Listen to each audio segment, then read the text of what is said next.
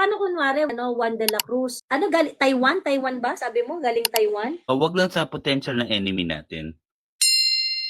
Wag lang sa potential na enemy. Enemy ba enemy ba natin ang China? Potential yun. Hindi ba invade ng China? Hindi ba inoccupy ng China yung mga territories natin? Hindi. Akala ko kinuha nila yung WPS eh. Hindi pala. Territory ba natin yung WPS? Well, sabi sa UNCLOS sa atin yun, baka mali naman ang UNCLOS. Hindi, wala naman sinabi yung UNCLOS natin yun. Meron. Wala. Saan? Meron ruling ang UNCLOS. In fact, ang PCA nag-decide na eh. Anong decision sa PCA? Baka... Anong sinabi sa PCA? China has no valid claim to... Parang gano'n. Basta sabi nila. Walang ganon, Juan de la Cruz. So, ang buong paniniwala yung China may-ari ng mga yun? Hindi. Well, basta sa akin lang, huwag tayo magtitiwala sa China. Huwag tayo magtitiwala sa China. Kasi baka makontrol sa China. Ang sinasabi nyo, ang feeling nyo, ang may-ari ng WPS, ng West Philippine Sea, ay China. Tama? Wala. No. Hindi. Hindi rin. Hindi nila ino-occupy yung mga territories natin doon.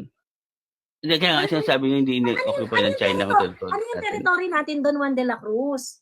Meron tayong mga shoal doon. Like what? Ang Scarborough Shoal, hindi nila kino-occupy. Scarborough Shoal, hindi nila ino-occupy. Matagal na nating na-loss yun eh. Panahon pa ni Pinoy, na-loss na natin. Pero okay, ang tanong ko, ino-occupy naman pala nila. So, hindi ba sila potential enemy doon? It doesn't mean... Okay, so sinasabi mo, pag ino-occupy ng China yung shoal natin several years ago, pag nangyari several years ago, it does not make their sin a sin. It doesn't make them an enemy. Yes, it doesn't make them an enemy. Well, so, hindi nila ibabalik sa atin yung gano'n? Hindi natin alam. I do not know how the future president are going to resolve it, but, I'm not going to make an enemy out of it. Kapatid, pasensya ka na, no? But, I really don't trust China. Okay lang, Juan de la Cruz, okay lang. Ang gusto lang namin maintindihan, bakit hindi mo ma-trust? Kasi sinasabi mo, ino-occupy nila yung territory natin. Anong territory natin yung ino-occupy nila? Well, yung shoal nga natin, sinabi ko kaya kanina. Sinabi mo, ino-occupy niya matagal na. It doesn't matter. Ino-occupy nila yung shoal natin. Hindi yun territory.